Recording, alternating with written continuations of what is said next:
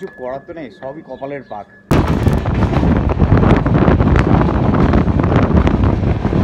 গয়া কেন বিখ্যাত আশা করি অনেকেই জানেন। এখানে শ্রীরাম তার পিতা দশরথের পিণ্ড দান করেছিলেন। তারপর থেকেই হিন্দু ধর্মে এই গয়া কিন্তু খুবই একটা পবিত্র স্থান হয়।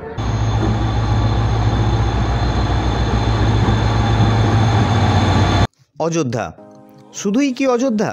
না, শ্রী রাম জন্মভূমি অযোধ্যা। পবিত্র সেই রাম জন্মভূমি অযোধ্যায় তৈরি হচ্ছে পৃথিবীর বৃহত্তম মন্দির রাম মন্দির।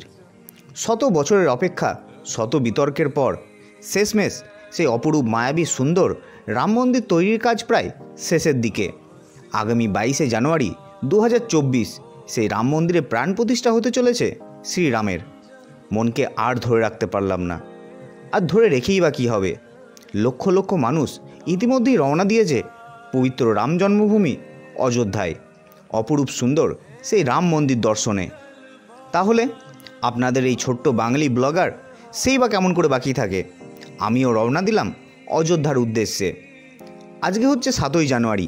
আমার অযোধ্যা যাত্রা শুরু হলো সীতাভোগ মিহিদানার দেশ বর্ধমান জংশন থেকে। দেখুন, কথায় কথায় রামের সাথে সীতার নামটা এসেই গেল। রাম ছাড়া সীতা বা সীতা ছাড়া রাম দুটোই যেন অসম্পূর্ণ। দাঁড়িয়ে আছি বর্ধমান জংশন স্টেশনের যে আপার ক্লাস ওয়েটিং রুম, তার যে ব্যালকনি, সেই ব্যালকনিতে। আর আজকে আমি যাচ্ছি শ্রীরাম জন্মভূমি অযোধ্যা। আর আমার ট্রেন আছে বর্ধমান স্টেশন থেকে দুপুর 1:25 যে ট্রেনটি ছেড়ে আসছে কলকাতা স্টেশন থেকে 13151 কলকাতা জম্মু তাওয়াই এক্সপ্রেস। সেই ট্রেনে করেই আজকে আমি যাব রাম জন্মভূমি অযোধ্যা। তো এই যাত্রাপথে সমস্ত রকম বিবরণ এবং অভিজ্ঞতা তুলে ধরবো আজকের এই ভিডিওতে। তো ঘড়িতে এখন বাজে 12:35, মোটামুটি 1 ঘন্টার কাছাকাছি হাতে টাইম আছে। তো একটু আপার ক্লাস ওয়েটিং রুমে গিয়ে একটু ওয়েট করব, তারপর ট্রেন ধরবো। আপনারাও কিন্তু এই আপার ক্লাস ওয়েটিং রুমে থাকতে পারেন, কোনো এখানে চার্জেস নেই। আপনারা জাস্ট এখানে এসে টিকিটের পিএনআর নাম্বারটা শো করবেন, তাহলে এই সুবিধা আপনারা পেয়ে যাবেন। তারপর কিছুক্ষণ ওয়েটিং রুমে সময় কাটিয়ে চলে এলাম বর্ধমান জংশনের 1 নম্বর প্ল্যাটফর্মে। আর তখনই দেখা মিলল 13434 মালদা এসএমবিটি বেঙ্গালুরু অমৃত ভারত এক্সপ্রেসের সাথে। আর 7ই জানুয়ারি ছিল তার প্রথম কমার্শিয়াল যাত্রা।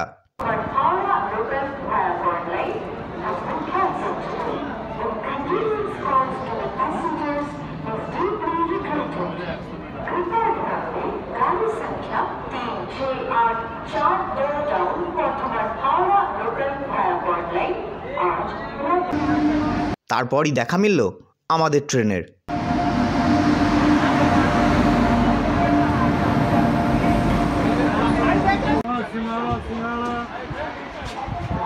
তো এই হচ্ছে আমার সিট 12 নম্বর উইন্ডো সাইড। বসে গেছি সিটে, এটা হচ্ছে 12 নম্বর সিট, লোয়ার বার্থ। আর ইতিমধ্যে ট্রেন বর্ধমান স্টেশন ছাড়লো। পরবর্তী স্টেশন হচ্ছে পানাগড় এবং তারপর হচ্ছে দুর্গাপুর।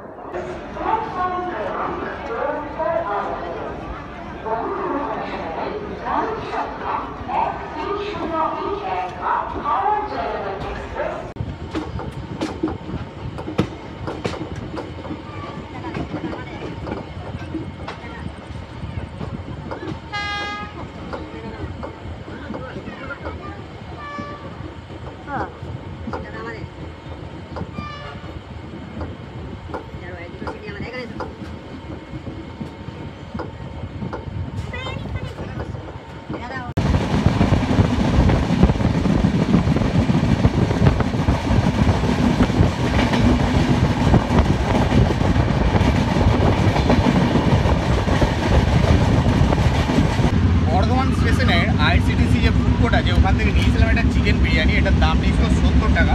এটা হচ্ছে হাফ চিকেন বিরিয়ানি, ঠিক আছে। ফুল নিলে 130। তো এটা নিয়েই আজকে লাঞ্চটা সেরে নেবো। বিরিয়ানিতে দেওয়া হয়েছে, দেখতে পাচ্ছেন, এই হচ্ছে বিরিয়ানি পোর্শন।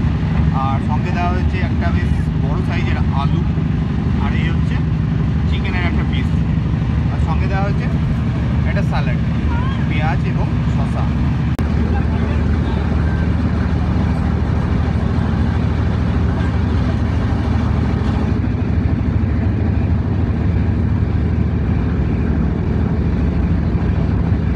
বিরিয়ানির টেস্টে যদি কথা বলি তাহলে কিন্তু মন্দ হবে না, বেশ ভালোই খেতে, খারাপ না, ভালো।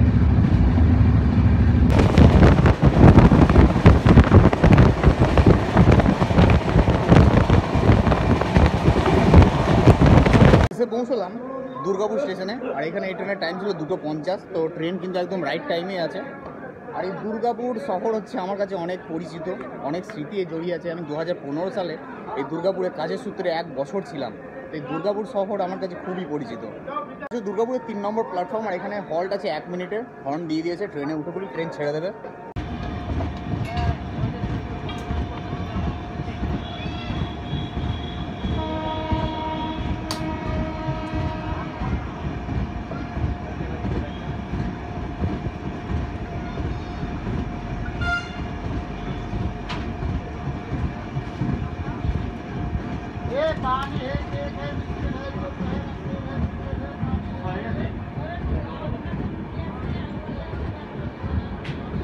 এখন দুর্গাপুর স্টেশন ছেড়ে বেরিয়ে এলাম। পরবর্তী স্টেশন হচ্ছে অন্ডাল, তারপর হচ্ছে রানীগঞ্জ, এবং তারপর হচ্ছে আসানসোল। আসানসোলে এই ট্রেনের টাইম হচ্ছে 3:15। তো চলুন একবারে দেখা হচ্ছে আসানসোল জংশনে।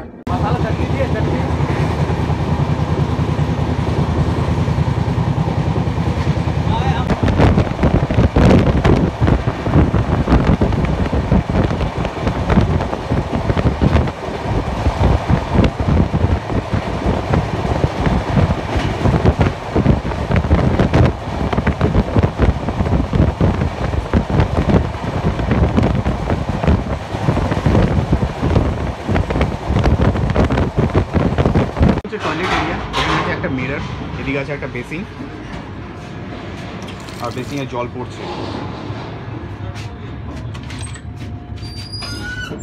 এই হচ্ছে ওয়াশরুম, এখানে কোমোড আছে, বেসিন আছে, মিরর আছে, আপাতত পরিষ্কার।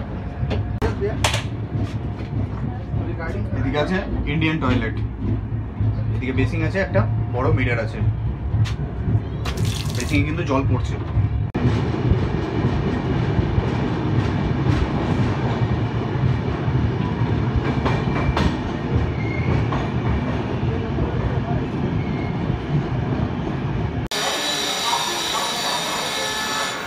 পৌঁছলাম আসানসোল জংশনের 4 নম্বর প্ল্যাটফর্মে, আর এখানে ট্রেন কিন্তু 20 মিনিট লেট আছে।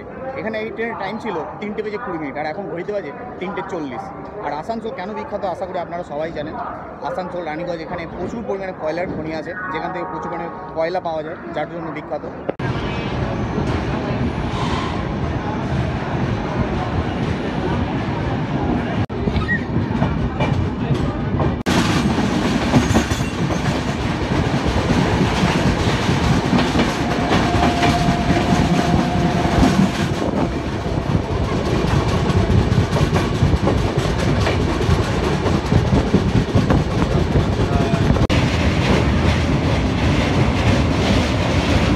আসানসোল জংশন পার করা কিছুক্ষণ পরই আমরা পার করলাম বরাকর নদী।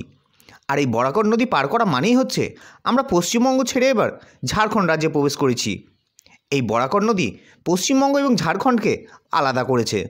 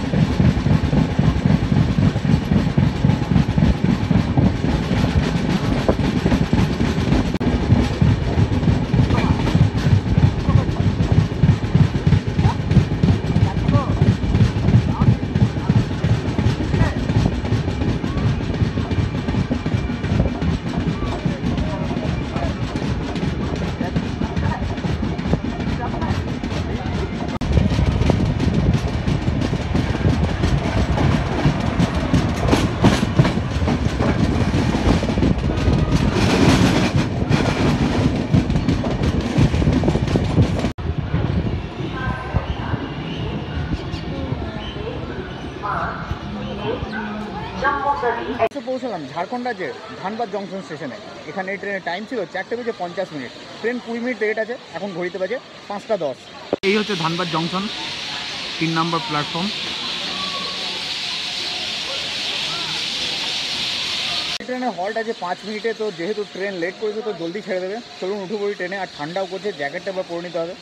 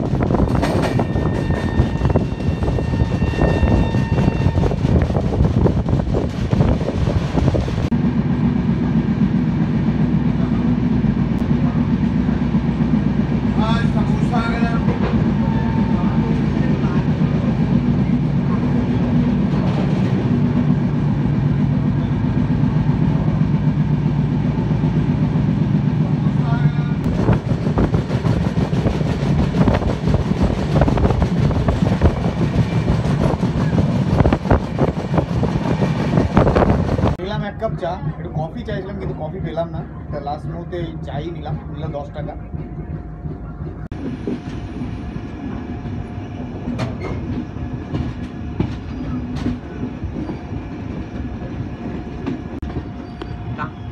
ये अभी तो ढुक रही है S7। हाँ ठीक है, हम ये गेट पर ही।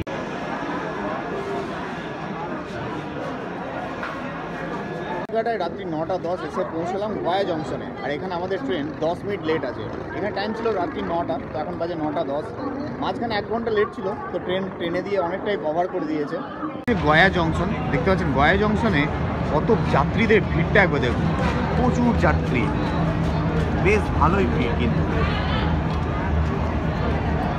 গয়া কেন বিখ্যাত আশা করি অনেকেই জানেন। এখানে শ্রীরাম তার পিতা দশরথের পিণ্ডদান করেছিলেন। তারপর থেকেই হিন্দু ধর্মে এই গয়া কিন্তু খুবই একটা পবিত্র স্থান হয়। মানে অনেকে মনে করেন যে এখানে এই গয়াতে পিণ্ডদান করলে নাকি তারা পুনর্জন্ম হয় বা তার আত্মার শান্তি পায়।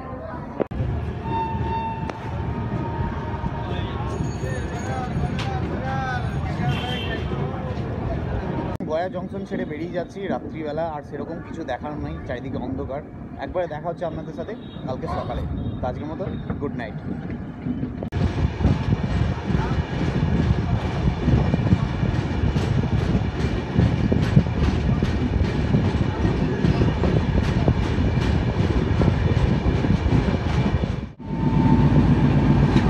সকাল সকাল ঘুম থেকে উঠেই ট্রেনের দরজা খুলে দেখলাম এক ঝাঁক কুয়াশা মাখা এক নতুন জায়গা, এক নতুন পরিবেশ।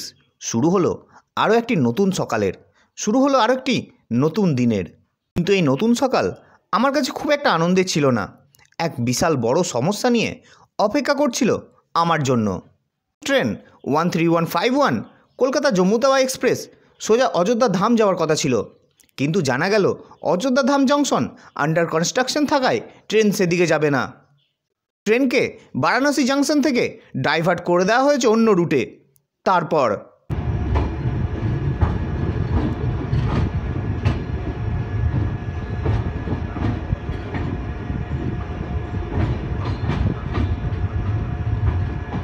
ঘড়ির কাটায় সকাল 7:30 এসে পৌঁছলাম প্রতাপগড় জংশনে। কিছু করার তো নেই, সবই কপালের পাক। তো চলুন এবার এখান থেকে ট্রেন ধরবো। 8:20 একটা ট্রেন আছে যেটা যাবে অযোধ্যা ক্যান্ট, সেটাতে করেই যাব। এই হচ্ছে প্রতাপগড় জংশন দেখতে পাচ্ছেন, আর আমি নামলাম 5 নম্বর প্ল্যাটফর্মে। এই যে ট্রেন এখনও আমাদের দাঁড়িয়ে আছে 5 নম্বরে।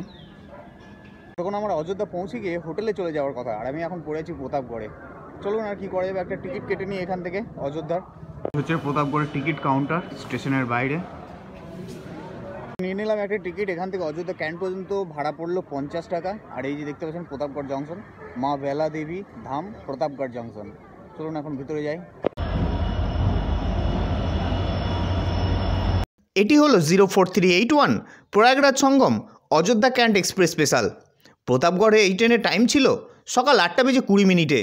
শেষমেশ 50 মিনিট লেটে সকাল 9:10 এসে পৌঁছলো প্রতাপগড় স্টেশনে।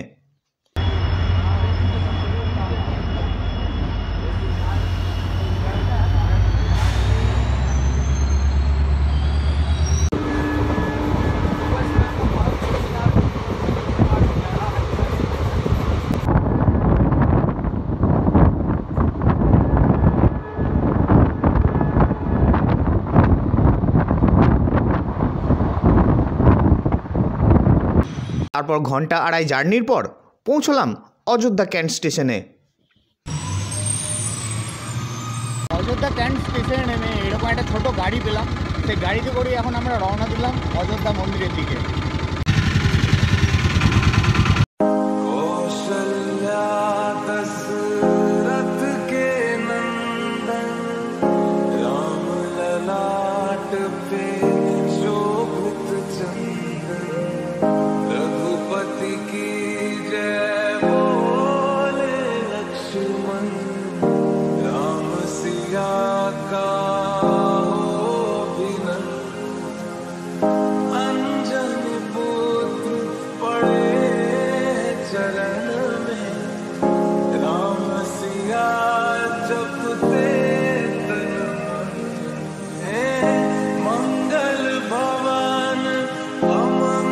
দেখতে পাচ্ছেন এই গাড়িগুলো এলাম, এই গাড়িগুলোর নাম হচ্ছে বিক্রম। এখানে এই গাড়িগুলোকে বিক্রম বলা হয়। এই গাড়িগুলো করে আসা যেতে পারে।